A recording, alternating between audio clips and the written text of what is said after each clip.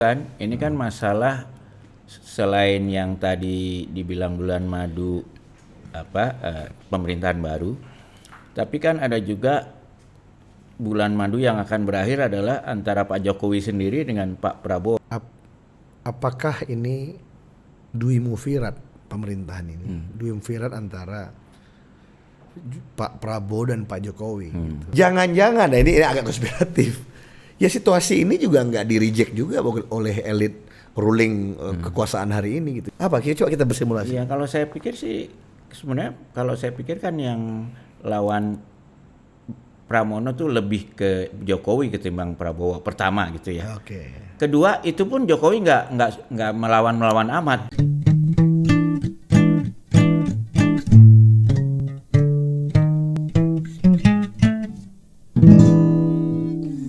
Ngaso ngariung sore. Halo para Mas Topo dan Mbak Topo, sampai jumpa lagi nih. Terima kasih tetap hadir mengikuti acara ini, dan seperti biasa kita selalu nih disodorkan oleh, boleh kita sebut nih ya, ada yang suka bantu saya namanya Mas Ahmad. Nah, di mana Mas Ahmad nih? Wah, itu ya. Mas Ahmad ini selalu mencoba cari-cari sumber-sumber yang kira-kira diminati oleh Mas Topo dan Mbak Topo kita nih. Dan salah satunya kalau ini tokoh legendaris dan bagian dari pendiri dari Total Politik ya, kita nyebutnya dengan kode Paman Sap. Orang lama. Paman Sap ini adalah orang yang boleh bilang cikal bakal dari Total Politik, karena kalau ada personifikasi Total Politik ya Paman Sap nih, karena orang yang betul-betul total berpolitik gitu ya. Masuk partai, pokoknya kalau nggak di politik seperti ikan keluar dari air lah. Iya. Kira-kira gitu kan.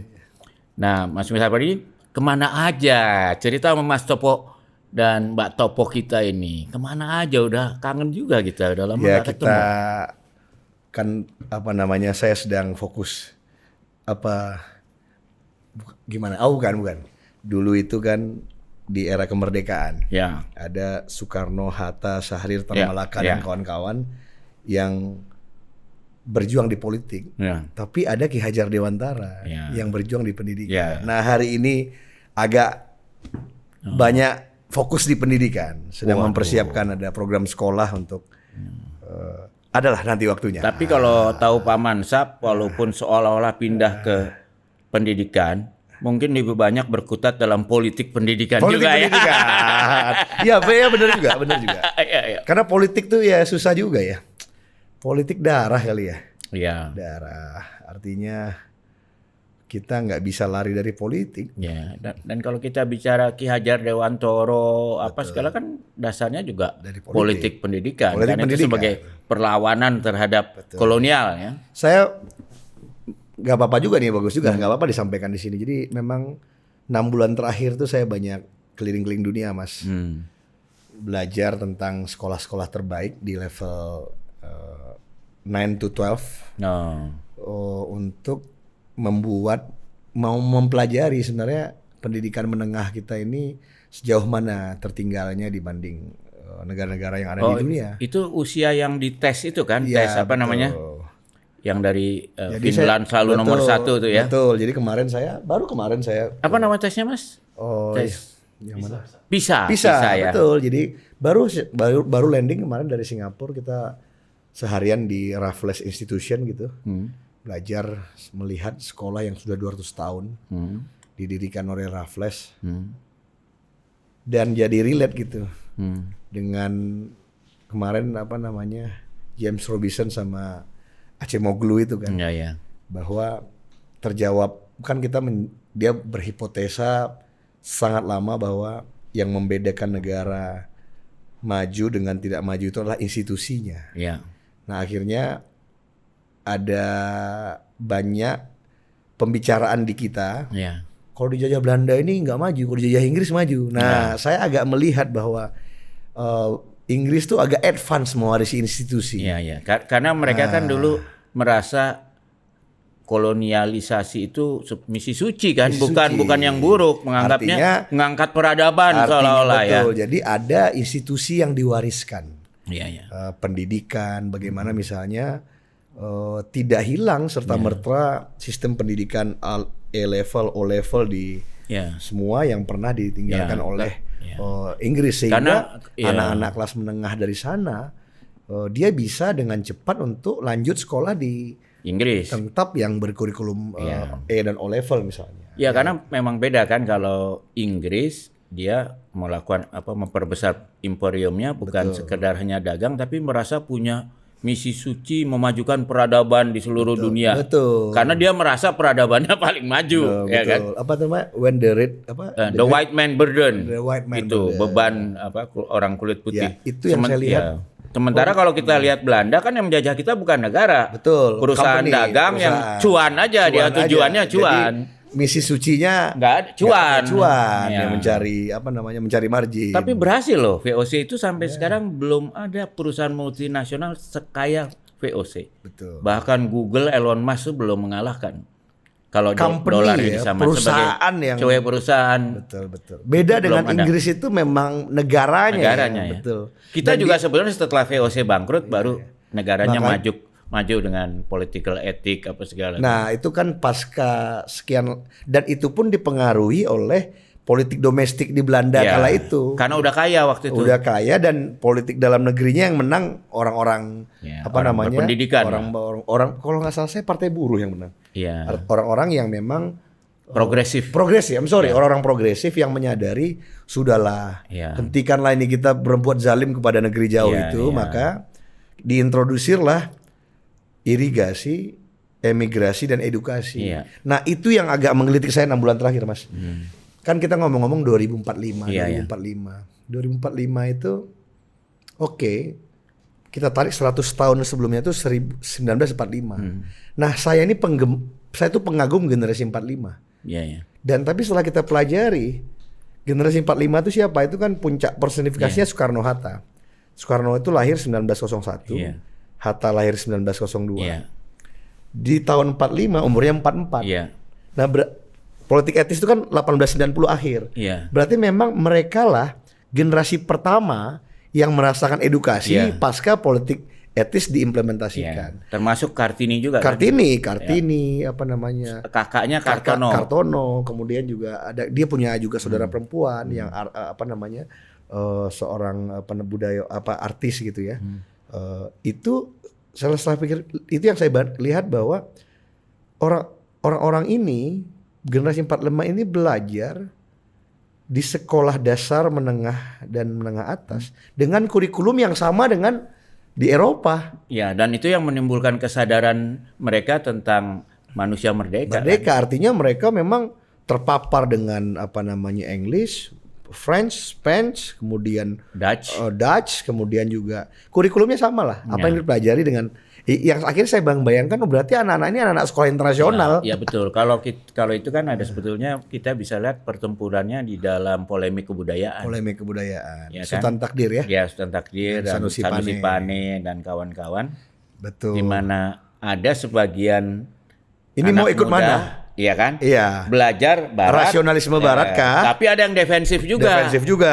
Ada yang mungkin kita kritik sebagai over akomodatif gitu, Ya. tapi ada juga yang defensif dan berdebatlah mereka. Nah, itu di situ. yang menurut saya yang lagi saya agak fokus itu 6 bulan terakhir. Nah, artinya mereka connected dengan ide-ide global kala itu, kurikulum internasional, tapi punya kesadaran lokal. Ya. Dan juga jangan salah kalau kita lihat perdebatan saya itu kan dianggap adat istiadat kita ini yang membuat kita tidak maju. Feodalisme. Ya, feodalisme misalnya. Dan itu yang lanjut pinnacle-nya dengan Muchtar Lubis kan, Ya. Manusia Indonesia. Ya. Tulisannya tentang manusia Indonesia yang benar-benar masih relevan sampai sekarang. Ya.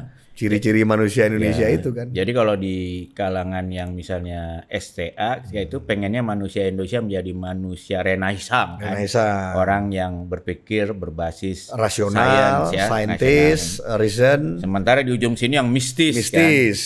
Dan inilah khazanah-khazanah Indonesia. Ya, Nah, walaupun ya yang pikiran STA-nya kan dianggap terlalu individualis, liberal dan sebagainya. Dan perdebatan itu belum selesai Belum juga selesai. kan sampai sekarang ya. dan cuman saya lihat itu sih BHM Artinya kalau yang saya geluti agak fokus sekarang, berarti kalau 2045 itu kan ada generasi 45. Ya. Mereka kan jadi generasi 45 juga. Ya. nih. Nah, kalau kita tidak punya elitnya yang setara dengan generasi 45 ini. Yang lahir 2001 lah gitu kira-kira Nah, kan kita lahir 2001, 2002, 2003 ini harus kita persiapkan dari segi pendidikan dan kompetensinya untuk Tapi kita juga lihat ya kalau kembali ke masa itu, kan mereka lahir 1901 02. ya, Ketika mereka berusia 25 di antara 20 sampai 30, mereka tuh cukup terkoneksi kesadarannya sehingga melahirkan Sumpah Pemuda. yes. Ide bahwa kita satu bangsa, satu tanah air, satu bahasa itu kan di situ lahirnya. Mereka dan mereka ini orang-orang yang artinya apa namanya generasi yang ya berarti kan di tahun 28 ya umur mereka 26 27 Iya, ya kan. Nah, berarti yang saya Mereka sudah sarjana. tapi dia sadar Ya. situasi global seperti apa, di lokal seperti apa, tapi dia sudah terpapar dengan pendidikan. Ya, dan mereka sebagai orang yang mungkin paling terdidik secara barat di Indonesia, mungkin mulai merasakan diskriminasi. Karena ketika mereka kerja, walaupun orang Belanda yang bekerja bersama mereka itu pendidikannya jauh di bawah mereka, tapi tetap mereka nggak bisa jadi bosnya dia. Karena dia orang Belanda. Betul. Ya, mulai ada kesadaran loh. Jadi meritokrasi ini nggak ada meritokrasi, tapi saya sebagai bangsa dianggap kelas kambing. Ya, Bung Karno bilangnya bangsa kuli. Bangsa ya. kuli. Dan saya juga kan kita diskusi pekan lalu ketika di apa namanya election itu pelantikan ya.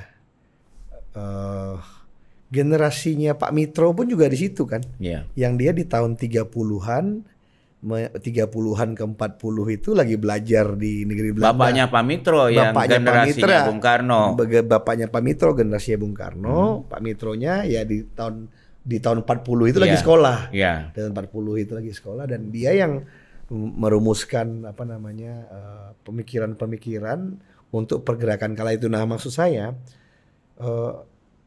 mereka memang yang bermain di wilayah pembuatan kebijakan at that time memang orang-orang the grade A pada masa itu. Iya. Nah, ini yang saya lihat kalau kita balikin ke tadi kita hobi politik, apakah hari ini yang bermain di wilayah politik ini memang grade E-nya generasinya? Iya. Nah, ini yang mungkin kita harus sama-sama orang yang bergumul di politik harus bisa introspeksi juga. Saya merasa itu iya. orang-orang yang jadi kalau state market society gitu ya. Kita lihat orang-orang yang terjun di market tuh udah canggih-canggih. Dengan pendidikannya, sertifikasinya. Kemudian juga mungkin orang di civil society, di kampus, jurnalis. Tapi orang-orang yang terjun di politik itu sebaliknya saya lihat. Yeah. Kualitas education, training dan kompetensinya itu berbanding terbalik. Tapi masalah terbesarnya ketika pasca reformasi mereka punya kewenangan yang tinggi. Ya. Kompetensinya mungkin secara training, pendidikan dan apa namanya sertifikat gitu. Itu tidak setinggi orang-orang di market dan di civil society, tapi kewenangannya tinggi. Nah, ini yang mungkin jadi PR kita bersama gitu. Nah, di negara tetangga kan kita lihat, kita pernah ngobrol tuh BHM, gimana misalnya Singapura di PAP itu orang kalau mau gabung PAP itu lebih susah dari itu ada tesnya itu lebih tinggi tes kemampuan potensi intelektualnya. Ya, dan pada zaman Lee Kuan Yew masih muda, mereka tuh dites langsung oleh Lee Kuan Yew dan tanda lulusnya tuh mula-mula diundang langsung makan malam, tapi belakangan minum teh ketika dia udah gitu. Saya punya teman dulu seangkatan di Harvard University ada 4. 3 lulus masuk PAP, mereka kemudian jadi menteri. Yang 1 tidak lulus karena dia tidak menikah. Ya mungkin GS saya nggak tahu. Tapi jadi tidak hanya dianya, istrinya siapapun jadi penilaian itu.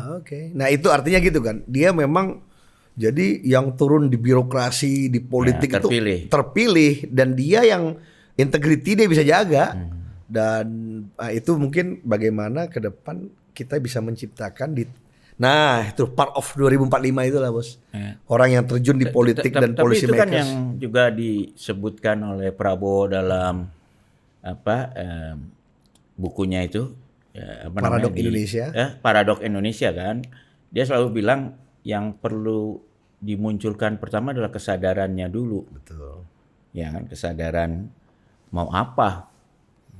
Karena kan bayangkan generasinya Bung Karno itu bisa menimbulkan kesadaran bahwa kita ini satu bangsa, satu bahasa, satu nation gitu. Betul. Dari yang beragam ini, yang tadinya nggak ada kan, sesuatu yang tercipta baru. Betul.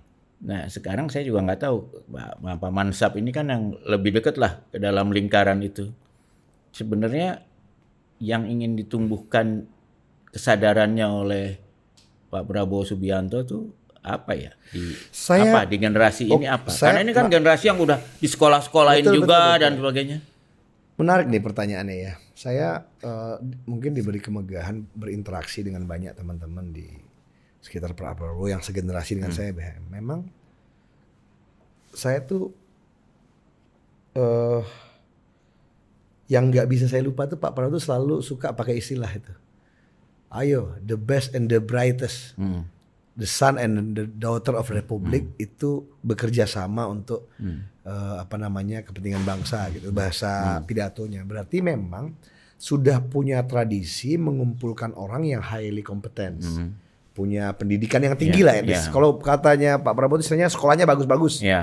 Nah, cuman memang pertanyaannya kemarin Pak Prabowo ngomong di mana ya di depan Downing Street atau di depan istananya Pangeran Charles tuh. Ini bulan madu. Ini masih bulan madu. Ada nyapa wartawan kan. Oh wartawan Anda bukan di EPEC ya. EPEC ya. Wartawan beliau nemenin satu orang kepala negara Australia atau di PM Australia. Kaget juga dia kenapa terlampau ramah ini wartawan dari Indonesia dan Pak Prabowo dengan sadar bulan madu. Nah artinya soon or later Pak Prabowo akan melewati periode bulan madu. Nah begitu melewati periode bulan madu, pasti beliau akan merasakan ya kayak orang di pernikahan lah Pak. Iya kan udah lewat periode bulan madunya ya berhadapan dengan sifat-sifat asli masing-masing ini kan. Sifat asli di pasangan gitu artinya.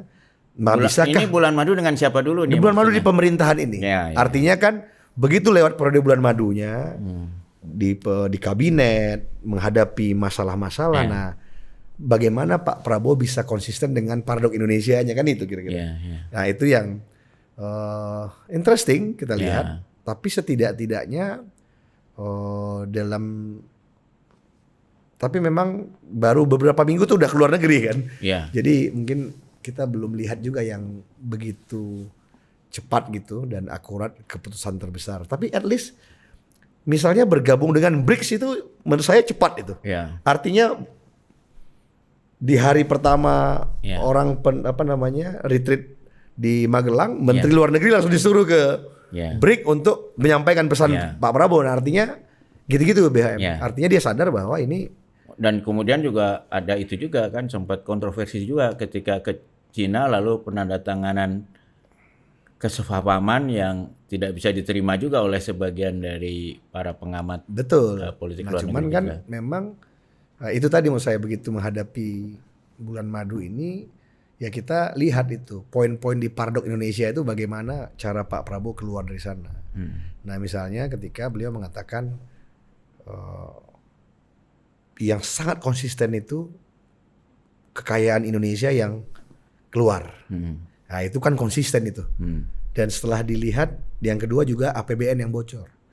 Itu juga konsisten. Dan kalau kita tarik ke belakang itu pemikirannya Pak Sumitro di tahun 70 beliau menulis di banyak benteng itu ya, kebijakan benteng itu. Di tahun 70, 60, 70 beliau banyak menulis di jurnal-jurnal di IC bahwa beliau punya tools analisis bagaimana APBN bocor. Nah, artinya sebetulnya bahkan dari ayahnya kan yang pendiri Bank Sentral Indonesia pertama. Betul.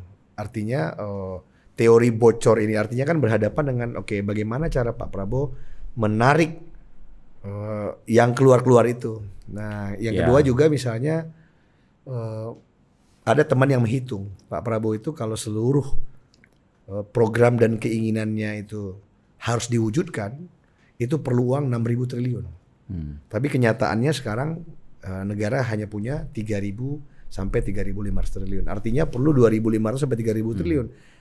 Nah, di mana Pak Prabowo mencari? Nah, misalnya kemarin kita lihat beliau mengejar para pengusaha sawit. Nah, pengusaha sawit ada yang menarik itu, bahwa bagaimana Pak Prabowo dengan lantang mengatakan ini inti dan plasma. Itu sejak pemikiran orang tua saya, bahwa di mana-mana inti itu lebih besar, inti itu kecil daripada plasma. Ini kebalik.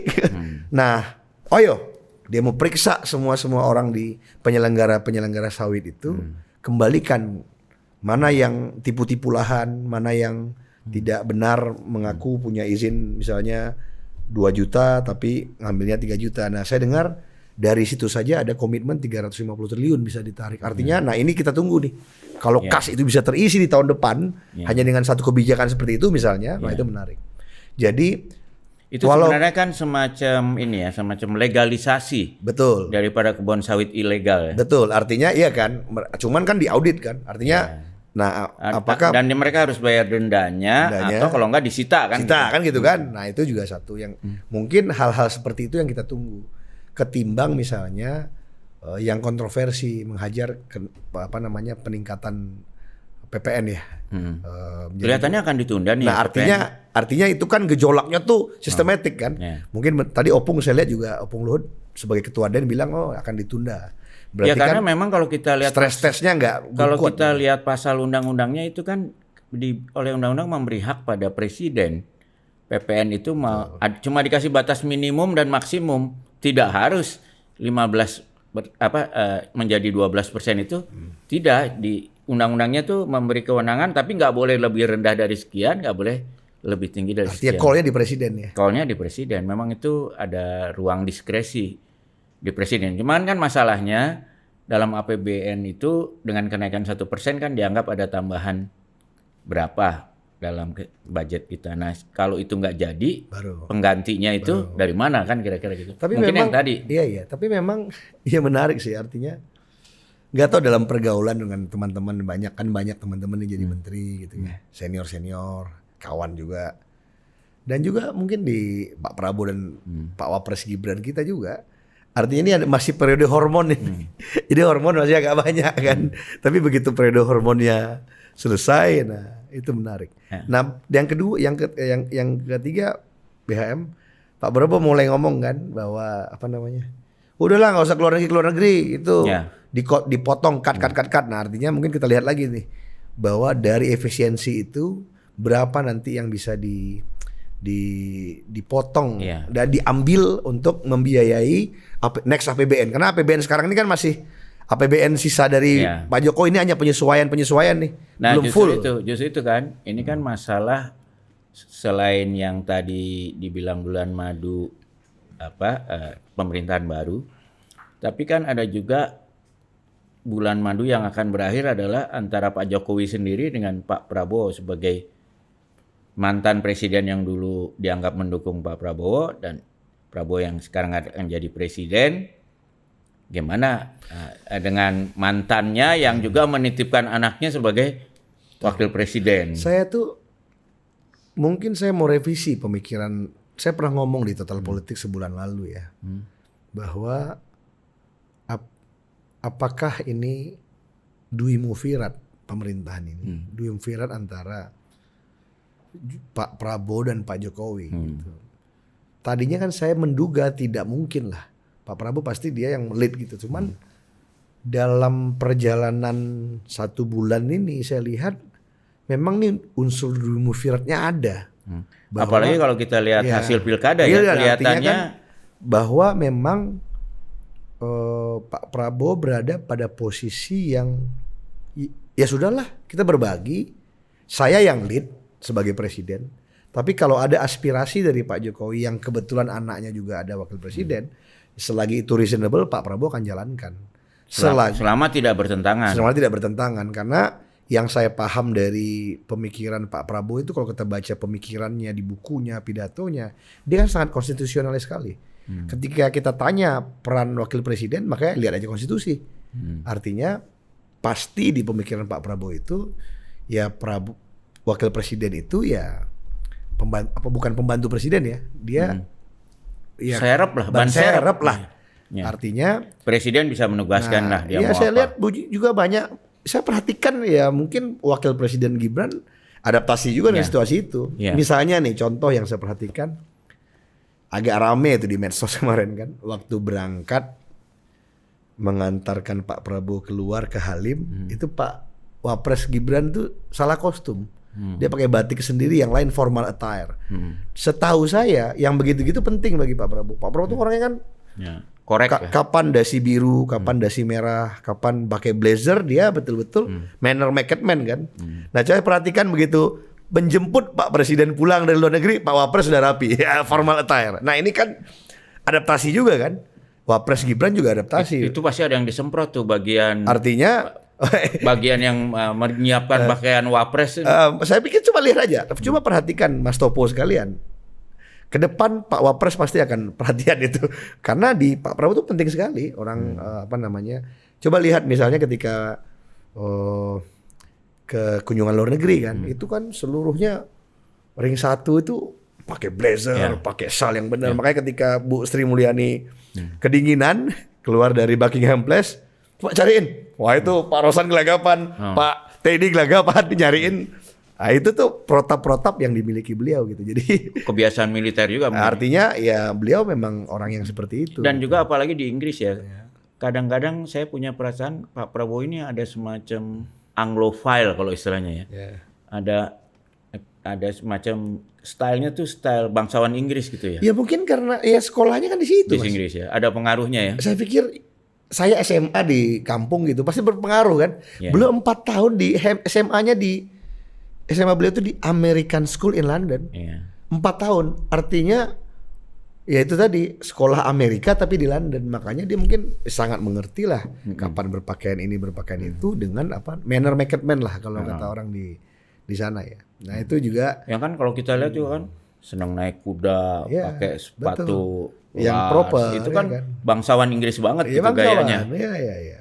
Terus punya dan mengakui punya mansion di luar kota kan yang besar. Dan mengakui bahwa dan menyadari mengisafi dirinya bangsawan, tapi bangsawan yang pro rakyat. Nah, itu yang dia menginsafi karena terah keluarganya itu. Itu yang waktu beredar juga videonya yang dia pidato, terus dia bilang itu Pandu siapa segala, terus dia cerita soal gimana stunting anggarannya berapa.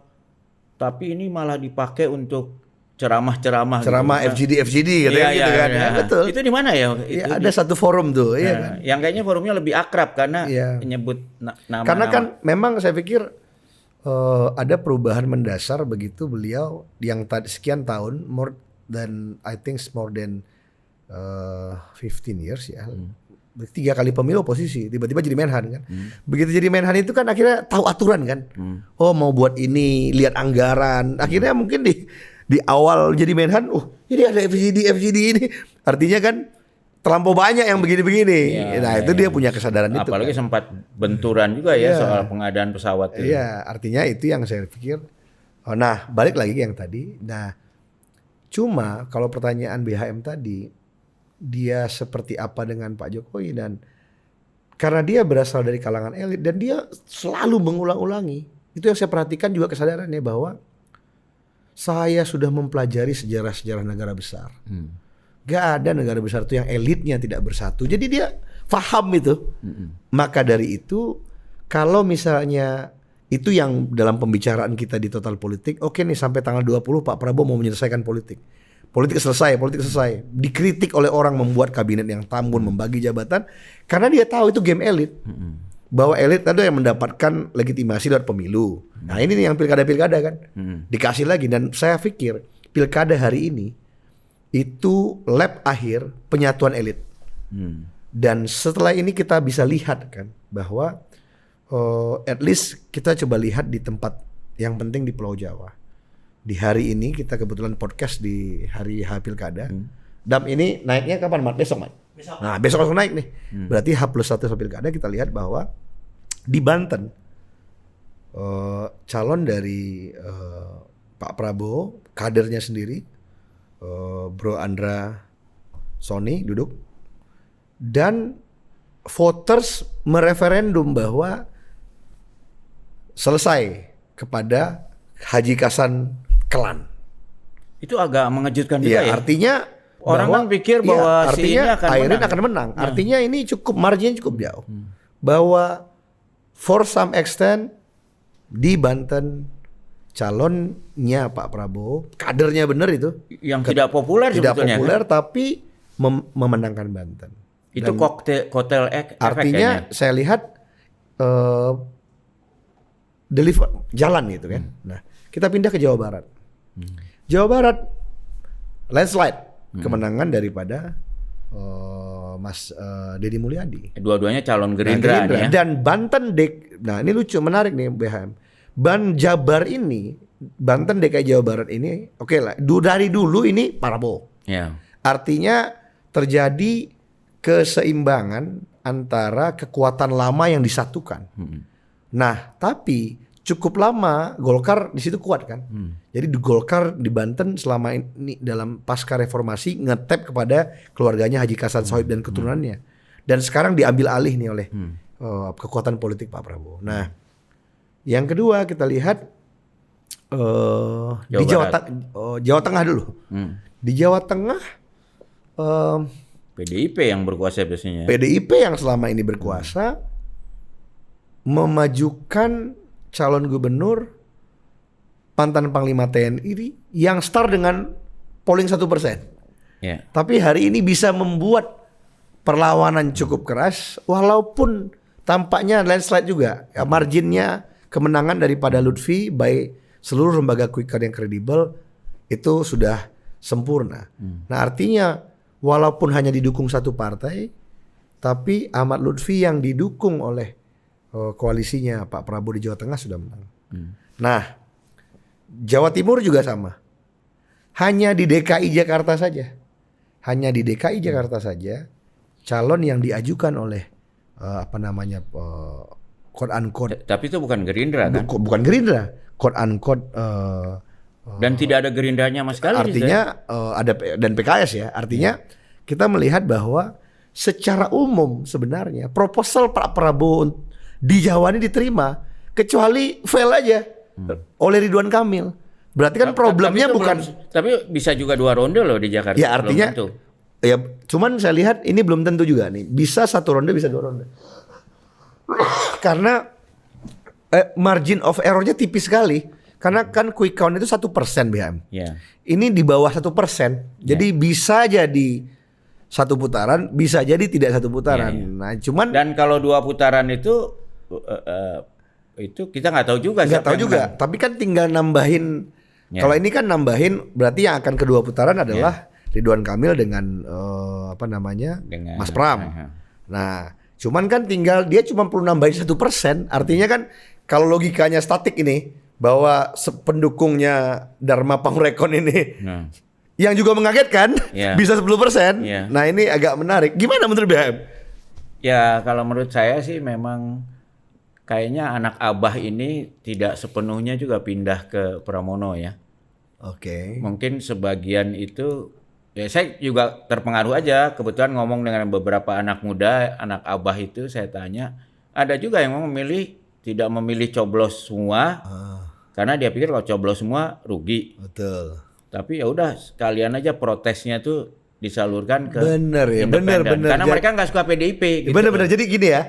Jadi mungkin bener juga ini. Kenapa jadi double digit? Di luar penjelasan operasi politik yang konspiratif kita nggak bisa buktikan. Tapi itu benar. Artinya ada orang yang mungkin dia protes gitu ya. Gue nggak suka nih. Tapi itu tidak bisa membuat dia memilih Mas Pram juga gitu. Karena temboknya terlampau. Akhirnya dialihin ke Dharma Pangrekon gitu ya. Iya.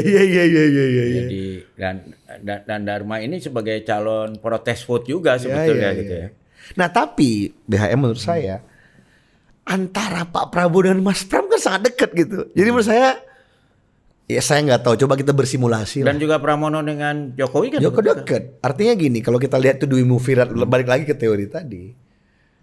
Jangan-jangan, nah ini agak konspiratif. Ya situasi ini juga nggak di-reject juga oleh elit ruling kekuasaan hari ini gitu. Jadi Pak Prabowo dan tim Kim plus itu kita sebut mungkin ya sudahlah. Mas Pram kan kita juga. Artinya 9-10 tahun jadi sekretaris kabinet, terlampau banyak jasa budi baik yang sudah dilakukan oleh tanda tangan seorang sekretaris kabinet itu. Dan juga jangan lupa kan Pak Prabowo juga masalah PDIP belum selesai nih. Ya artinya Pak Prabowo perlu kolateral. Ya. Pak Prabowo saya pikir kalau saya coba deh. Saya tanya dengan kalau kita simulasi aja nih. Walaupun saya agak tergelitik tuh waktu adik kita Ari Putra kan pernah dibercandain oleh Pak Prabowo. Coba dulu Ari, apa isi kepala saya karena podcast tentang Prabowo, kata Pak Prabowo itu lebih tahu tentang kepala Prabowo ketimbang Prabowo sendiri. Tapi kita bersimulasi deh. Coba Mas Pram sekarang jadi Pak Prabowo. Saya laporkan hasil pilkada di Jawa ini. Nah, terus menghadapi Jakarta. Kira-kira Pak Prabowo apa responnya terhadap Mas Pram ini? Akan ada lawan di putaran kedua, kita harus menang Ridwan Kamil atau apa? Coba kita bersimulasi. Iya, kalau saya pikir sih sebenarnya kalau saya pikir kan yang lawan Pramono tuh lebih ke Jokowi ketimbang Prabowo pertama gitu ya. Kedua itu pun Jokowi nggak melawan amat ya. Kalau kita lihat yang banyak kampanye di Jakarta, Jokowi saja tidak merasa perlu kampanye terlalu banyak di Jakarta, tapi Jawa Tengah.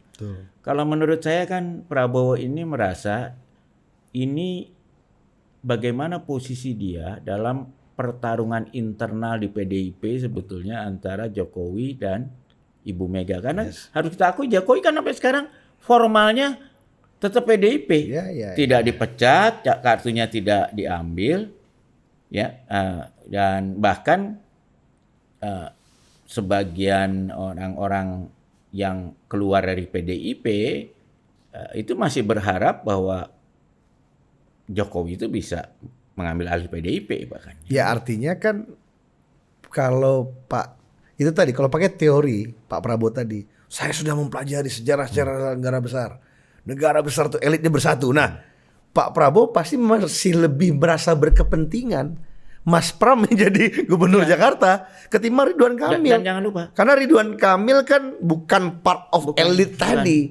Dan bahkan jangan Mas Pram itu kekuatan utamanya adalah selalu sebagai jembatan. Dulu jembatannya Taufik Kimas almarhum dengan Ibu Mega. Bahkan ketika dia dijadikan Mensekap, tugasnya adalah menjaga hubungan antara Jokowi dengan Bu Mega. Walaupun harus kita akui bahwa agak gagal dia di situ kan, karena mereka jadi bertempur. Iya, tapi at least dia diterima dua pihak. Nah, kalau orang yang berkarakter seperti ini jadi gubernur Jakarta, dia nggak ada kesulitan. Dan mungkin itu juga membuat Pak Prabowo nyaman di dugaan saya. Tapi ini ada cerita yang ya ini valid lah cerita misalnya unik. Banyak orang, saya terus terang ini momen ini waktu itu saya juga momen of eureka moment gitu. Ketika ada satu momen, contoh nih ya, Prabowo itu suatu kala di masa lampau membahas Kota Blitar. Ini Kota Blitar ya. Dan yang di luar pikiran waktu itu yang saya lihat, Pak Prabowo tuh bisa berpikir out of the box. Pokoknya saya nggak mau PDIP itu kalah di Kota Blitar. Di Blitar itu pokoknya harus terus PDIP yang menang. Ya kalau Gerindra itu nomor 2 aja lah. Karena demi menghormati Bung Karno di Blitar gitu. Karena dia punya sense itu, penghormatan terhadap Bung Karno di Kota Blitar itu kasih menang terus PDIP. Gerindra nomor 2 aja gitu. Nah, berarti cara berpikirnya begitu. Berarti beliau juga akan seperti itu. Kalau dalam permainan ini jangan dikasih, harus ada muka yang diberikan kepada Bu Mega. Jangan dikasih kosong aja orang karena dia punya apalagi Jawa Tengah ini kelihatannya kalah PDIP. Ya artinya kan kalah, tapi kan ya sudah kan Ya, bisa tapi memberi jadi kalau perlawanan. dia bisa menang di DKI, ya nggak terlalu jelek-jelek amat. lah Aman. gitu. Nah menurut saya itu mungkin akan seperti ya kalau kita berimajinasi jadi Pak Prabowo ya kasih inilah memberi harmoni. Di four lah ya. Ya four kalau ya mungkin tidak four juga ya, tapi boleh lah mungkin kalau dipakai four. Dan bukan orang yang asing gitu. Itu yang menurut saya menarik ya. Kalau yang menurut saya yang menarik tuh begini, mungkin itu bagus juga ya Pak Prabowo itu 4 kali bertanding kalah ya. Itu dia belajar kan dari kekalahan-kekalahannya itu sehingga akhirnya menang ya. Karena diakui sendiri kan dalam pidatonya gitu. Dia bilang dulu dia dibesarkan untuk apa? Harus jadi pemenang. Ya betul. Harus mission accomplished. Pokoknya ya, dia fokus ke situ. Menang mission accomplished. Tapi akhirnya banyak yang dongkol sama dia kan. Dan itu akhirnya juga menyebabkan dia kalah. Iya. Akhirnya mungkin teorinya Tan Malaka itu terjadi lah. Terbentur lah dia hari ini. Jadi bagus juga dia terbentur. Dan menarik ya. Saya dulu itu saya melihat ini menarik ya saya perkembangannya. Misalnya dulu Pak Prabowo nggak pernah mau doorstop menghadapi wartawan. Mungkin BHM waktu masih mimpin Tempo tuh. Bagaimana beliau tuh nggak begitu menyenangi gitu. Sekarang karena udah belajar sama Jokowi, dia layanin wartawan dengan doorstop gitu. Dan tiba-tiba mulai beredar video-video zaman beliau danjen Kopassus. Ya dari dulu dia nyantai aja. Waktu beliau danjen dia ngomong-ngomong aja sama wartawan. Tapi begitu sudah terjun menjadi kandidat presiden, mungkin waktu itu ada cara-cara yang beliau belum sempurna ilmunya, dan sekarang dia sudah semakin cair gitu. Dan menurut saya itu yang, nah itu kalau kita lihat situasi hari ini ya, artinya menurut saya justru kemenangan hari ini Mas Pram di Jakarta ini belum tentu loh. ya artinya yang hari ini ya itu memperlihatkan bahwa di Jakarta ini disetel juga bisa tapi nggak bisa juga gitu. Artinya ya, bahwa kita lihat juga lah apa mesin Kims ini kan nggak terlalu jalan nggak di kerja. DKI ini. Dan pertama saya lihat mereka lebih fokus daerah lain. Nah, artinya mungkin kayak situasinya tuh minus gitu. Ridwan Kamilnya diimpor dari Jawa Barat. Bukan Gerindra juga. Bukan Gerindra juga. Dan yang kedua, saya lihat juga mungkin ada begininya juga. Mungkin Ridwan Kamil nih orangnya suka show kan. Jadi potensi dia jadi showman di ibu kota itu jauh lebih besar probability-nya untuk overshadow daripada presiden ketimbang Mas Pram gitu. Mas Pram kan ya bukan orang yang quote-unquote tidak segenit Ridwan Kamil gitu. Jadi ya mungkin nyaman juga. Jadi sebagai ancaman 2029 lebih rendah lah. Lebih rendah lah kalau menurut saya ya, dugaan saya. Walaupun gitu. kita nggak tahu kita nggak tahu orang bisa Raja Jawa juga kan. Ya kan. Tapi kan kalau yang saya ini subjektivitas saya. Entah kenapa dalam performa baik di debat kampanye Mas Pram tuh seperti orang yang udah selesai sama dirinya. Lebih rileks, anteng, bisa ngadapin total politik sama stand up comedian. Sementara Emil tuh kayak belum kelar-kelar sama dirinya. Jadi ngomong keliru, ngomong ini keliru artinya seperti defensif ya. Ada istilah Minangnya itu. Kalau di Minang tuh maajanan tuah gitu. Ngejen, dia tuah itu dia ajan di ngedenin tuahnya. Tuahnya belum pada waktunya dia denin gitu.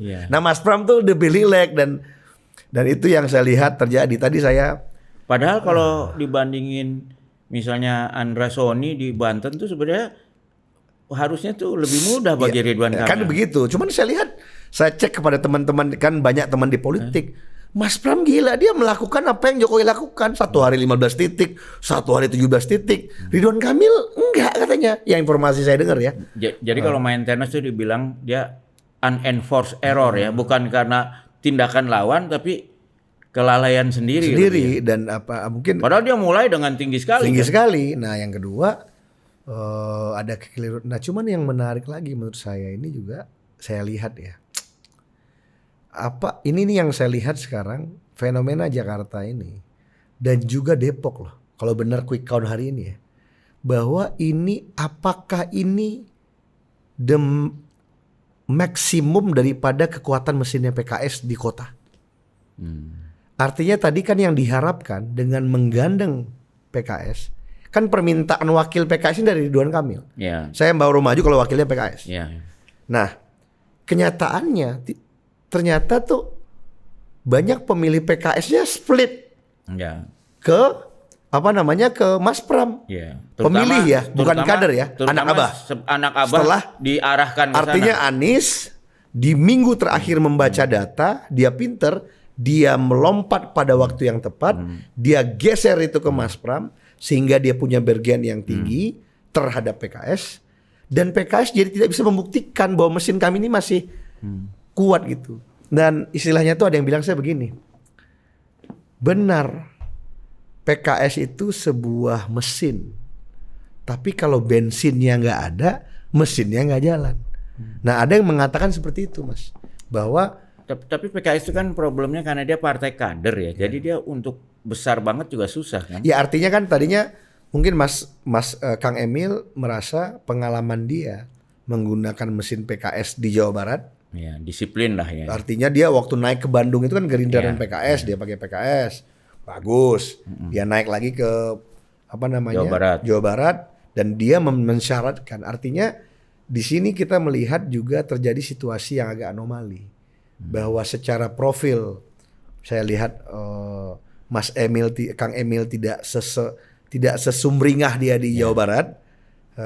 Dan yang ketiga, kita lihatlah dia merasa perlu, orang-orang seperti Emil kok masih merasa perlu narik-narik Pak Prabowo, ngajak-ngajak apa Jokowi. Hal yang dulu nggak pernah dia lakukan di Jawa Barat, kira-kira begitu. Dan ngajak Jokowi di Jakarta belum tentu positif. Ya faktornya, bisa negatif dan juga. artinya terbukti bahwa mengajak Pak Jokowi ke Jakarta itu berbeda dengan mengajak Pak Jokowi di Jawa Tengah. Iya. Karena Iya begitu dia ngajak Jokowi Jakarta, dampaknya justru Anies jadi memutuskan bergabung dengan Pramono. Itu kan seminggu setelah Iya. saya Ridwan Kamil yang dilakukan Pak Jokowi. Iya. Tiba-tiba Mas Anies Iya. bersilat lah dia ya kan. Iya.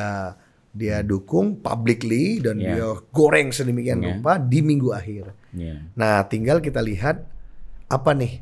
Nah, kalau secara statistik memang ini nggak bisa dideklar apakah 1 putaran atau 2 putaran. Itu menunggu hasil KPU.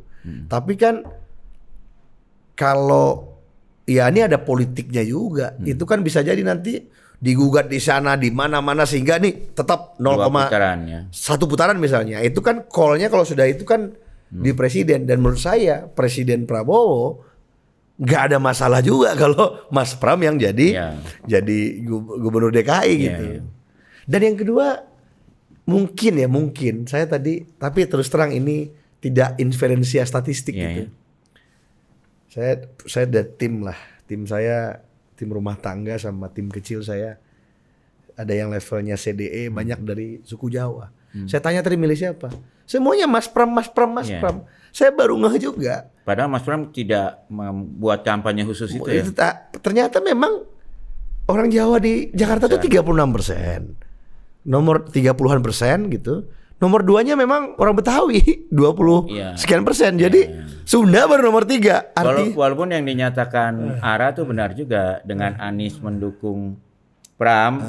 Ada juga yang akhirnya pendukung Pram jadi pindah, ada juga. Iya, cuma jumlah netnya tetap yang hari ini gitu. Jadi menurut saya ini fenomena yang menarik ya. Mas Pram ini dia hadir dan keputusan memajukan Mas Pram pada akhirnya bagi PD Perjuangan hari ini tepat. Iya. Ya, orang yang begitu lagi ada badai, ditaruh orang yang berteman dengan semua orang. Dan yang kedua mungkin Mas Pram tuh lewat tanda tangannya kan udah bantu banyak orang, Mas. Nah, yang dibantu inilah sekarang nih. Jadi ini memberi muka juga pada Ibu Megawati ya, bahwa ternyata di tempat yang vital seperti DKI dia membuat keputusan sulit yang saat diambil tuh banyak orang menertawakan, mengkritik, ternyata benar. Benar. Gitu. Nah, ini menurut saya juga tajam dan jitu. Tadi saya lihat Mas Hasto di media bilang menurut penghitungan internal PDIP 53%. Nah, karena make sense di Jakarta kan ini bisa cepat hari ini bisa cepat kan. Betul. Nah, ini kita lihat dan menurut saya itu akan seru itu karena kalau itu terjadi berarti kan Mas Pram akan punya forum reguler dengan Presiden Prabowo. Tapi yang jelas kita rasanya nggak akan ngelihat keributan sampai Saya pikir demo besar jalan, Saya pikir nggak ada lah. Ini kayaknya ya paling dilaporin ke MK, di MK di sidang juga selesai ya selesai gitu aja gitu ya. Jadi saya lihat itu ya, artinya yang saya pelajari itu karena di Jawa ini sangat barometer kan. Kalau yang lain sih ya bonus-bonus lah ya kan. Misalnya ya. Dan apalagi kan di pemilihan ini saya ikut tuh kan cepet sekali, cuma nyoblos satu kartu. Satu kerti ya. Iya kan? Beda sama beda Pilpres, sama iya. waktu yang kemarin. Dan kita di Jakarta. Kalau di Jakarta daerah masih dua mas. Iya, ini ada satu, bupati. Ini iya. cuma satu, cepat sekali. Cepet sekali. Jadi tadi itu ngitungnya gue cepet sekali. cepet. Jadi tadi itu kita waktu berangkatnya sama dengan pas pileg. Cuman antrian udah kosong. Iya. Pas pileg itu jam segitu tuh masih rame. Iya, iya. Kan? Nggak akan ada yang sampai sakit meninggal lah itu panitianya.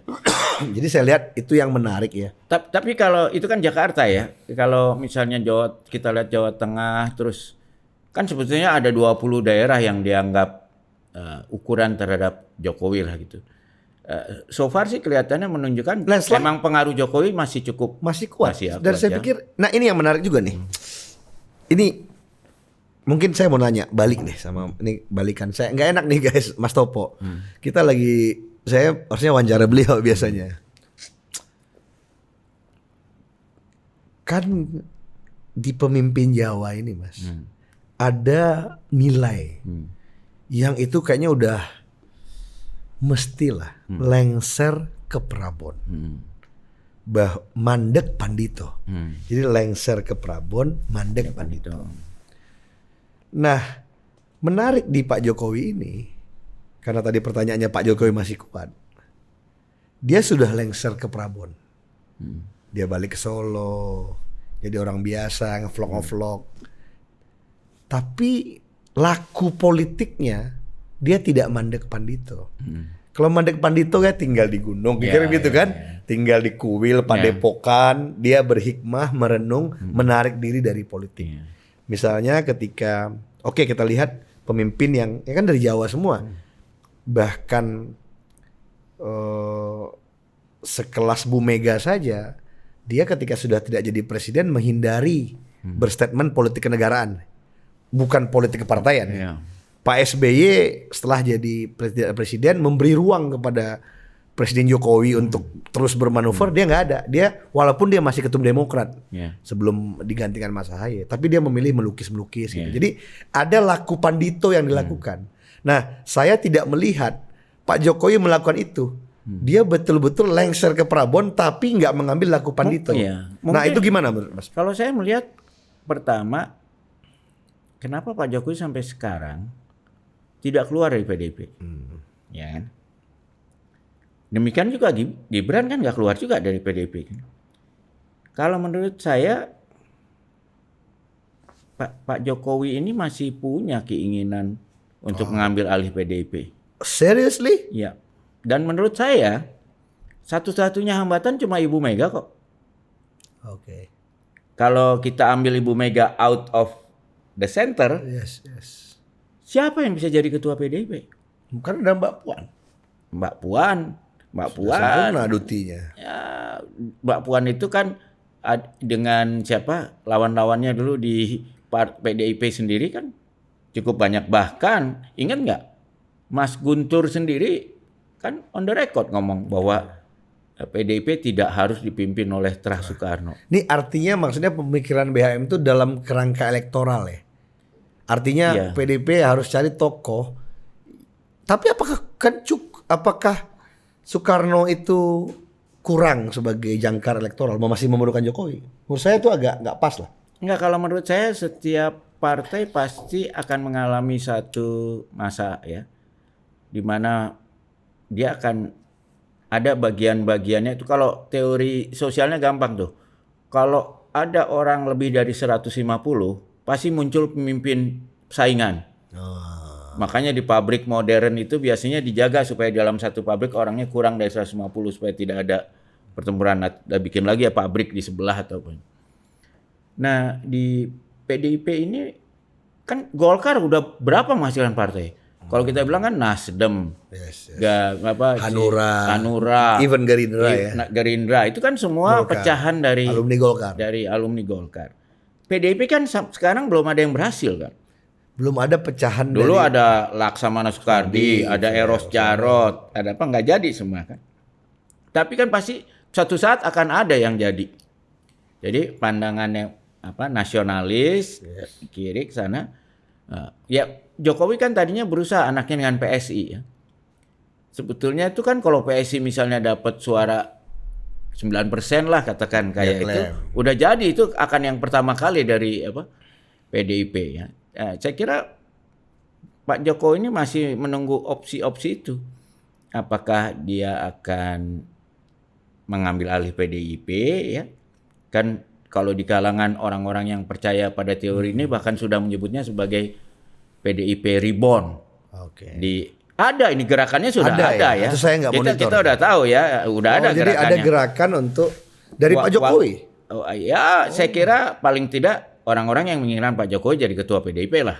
Ya, kan? Ya artinya memang itu yang saya bilang tadi bahwa sebagai pemimpin Jawa dia lengser ke Prabowo tapi dia nggak mengambil laku Pandito. Ya. Dia ngevlog turun kampanye dan kalau Pandito itu kan memang udah menarik diri dari politik kekuasaan. Ya tapi saya kira tidak bisa Mandito termasuk Pak SBY saya kira.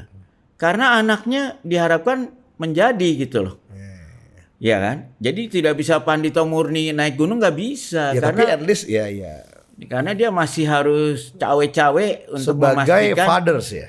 Ya, sebagai kepala keluarga sebagai animal instinct loh ini. Ya ini primitif lah insting. Ini animal instinct ya bahwa sebagai ayah saya harus jaga keluarga saya dan anak-anak saya sehingga saya harus stop di politik. Dan di Asia itu sangat kental kan. Yang mungkin yang disebut sekali sebenarnya bukan Asian values, menurut saya traditional values lah. Kan kita lihat di India Gandhi, family Gandhi ya kan. Di Bangladesh malah dua keluarga ini berantem terus ini kan. Sekarang Thailand ya. Thailand anaknya Thaksin sekarang. Ya, anaknya. Dan kita lihat juga di Asia lah banyak. Kalau kita lihat kemarin itu Perdana Menteri yang dijatuhkan itu kan anaknya dari Perdana Menteri sebelumnya juga sih. Jadi menginginkan garis keturunannya untuk kerajaan lah, masih ada ide kerajaan tuh masih ada. Jadi menurut BHM Pak Jokowi ini nggak bisa Mandito ya? Ya selama susah karena kalau Mandito itu kan udah lepas dari keduniawian kan. Betul. Tapi kan masih digandoli oleh kepentingan anaknya dua lagi yang. Jadi primitif instingnya membuat dia mungkin dasar hatinya mau Mandito tapi praktik di lapangan dia nggak memungkinkan untuk Mandito. Nggak bisa karena kalau kan saya Mandito habis ini. Lah. Kalau kita sebagai ayah, menarik. Anak kita datang bilang, ya tolong dong jangan Mandito dulu, saya perlu nih, ya kan? Dan nggak masa gini loh BHM. Dan sangat telanjang juga, misalnya mantan menteri datang sowan ke Solo ke rumah pribadi beliau. Kemudian calon-calon gubernur, calon-calon wali kota datang dan dia temui dan beliau kan punya opsi untuk incognito nggak kelihatan, tapi kan dipublish gitu. Artinya memang dia berminat main terus on the ground gitu loh maksudnya. Oh dia tetap ingin influencer kan. Dan itu kita bisa lihat, mungkin dia ingin menjadi figur kalau di Jawa Timur tuh ada Pak Nur. Pak Nur. Ya kan? Kan semua sampai ngomong gantinya. Saya cuma penggantinya dia, saya bukan gubernur dia. Dia ingin ada ada brand seperti itu gitu loh. Tapi menurut saya ini kan disadari oleh para pendukung Prabowo kan bahwa ya dalam politik itu kan kepentingan ya soal kepentingan ya. Pada saat mana ada saat-saat di mana kepentingan Jokowi dengan kepentingan Prabowo itu sejalan. Ya sudah, berkoalisilah mereka. Tapi kan ada mungkin juga ada saat-saat berpisah ya. Dan saya ngeliat gini lah, apalagi kalau di organisasi polisi itu kelihatan. Kalau ada perubahan komandan, pada satu saat komandan ini akan bikin razia untuk menunjukkan pada semua di lingkungan, who is the boss? Sekarang komandan udah ganti loh. Iya kan? Iya kan? Istilah atensi udah berubah. Ya, atensi harus berubah ya. Walaupun komandan lama ini kan bedanya, ini komandan lama teman aku juga nih, ya kan? Tapi at one point ya kita hormatilah sebagai senior dan sebagainya, tapi that's it gitu.